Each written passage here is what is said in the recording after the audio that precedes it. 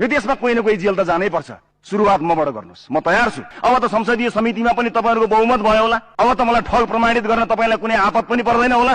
गर्नुस् ठग प्रमाणित। यो देशको बच्चालाई थाहा छ सरकार किन ढल्यो। यो देशको बच्चालाई थाहा छ कसका कारणले सरकार ढल्यो। फाइल खोल्छु, खोइ खोल्नु भएको भन्नुभएको थियो। फाइल खुलेको 24 घण्टामा सरकार ढाल्नु भयो। कसरी खोल्ने फाइल? 24 घण्टामा। यो सरकार ढलेको अर्को कुनै कारण जनतालाई थाहा छैन। तपाईहरुले आफूले गरेको सहमति खल्तीमा हाल्नु भएको छ, देखेका छैनौ। आज यतिखेर यो सदनमा उभिएर म गर्वका साथ भन्न सक्छु, 21 सीटको दल, 4 वटा मन्त्रालय, सदनमा विरोध, सडकमा पुतला, अदालतमा मुद्दा, चारैतिर हंगामा। यस बीचमा 4 महिनाका बीचमा यति धेरै मानिसहरू, हाई प्रोफाइल मानिसहरूको पक्राउ, केहीको त नाम मैले लिनै हुँदैन। लोकतन्त्र खतरामा पर्छ, प्रेस स्वतन्त्र खतरामा पर्छ। आधार, प्रमाण, मुद्दा, उजुरी केही पनि नभएको केसमा म सदन र सडकमा सहकारी ठग भनेर चिनिए। तर प्रमाण बजारभरि छताछुल्ल भएको केसमा थाहा छैन। माननीय रमेश लेखक सम्भवतः सम्भावित गृहमन्त्री हुनुहुन्छ रे। सुने अनुसार तपाईले मलाई स्टन्ट गर्नुभयो भन्ने जस्तो कुरा गर्नुभयो। बाँसबारीको जग्गा फिर्ता ल्याउने कुरा स्टन्ट भएछ भने यस्तै स्टन्ट म तपाईबाट अपेक्षा गर्छु।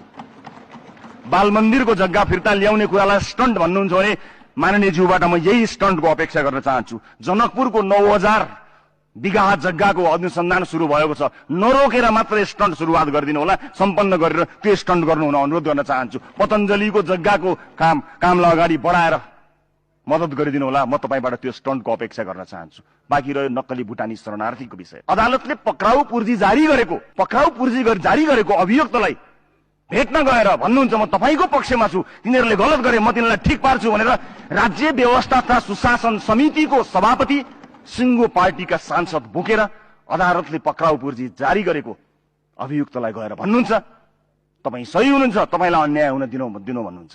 सुशासनको अपेक्षा गर्ने सभामुख महोदय, सुशासनको प्रतिबद्धतामा मलाई पूर्ण रूपमा सहयोग गर्नुभएकोमा म प्रधानमन्त्री पुष्पकमल दाहाललाई धन्यवाद दिन चाहन्छु।